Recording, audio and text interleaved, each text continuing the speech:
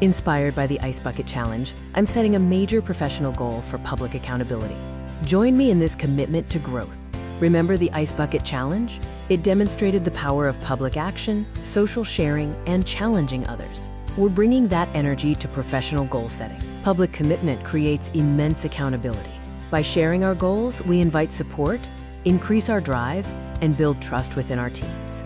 My professional goal for the next quarter is to master strategic leadership in remote team settings. This is a challenging goal because it demands high vulnerability as I transition from established methods to innovative remote strategies. It means embracing potential failure for greater learning.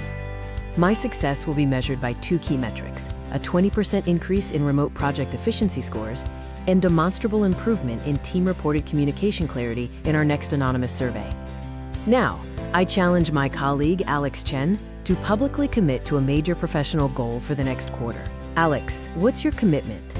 When we commit to and share our goals, we not only hold ourselves accountable, but also inspire a culture of vulnerability and continuous improvement across the entire organization. Let's grow together.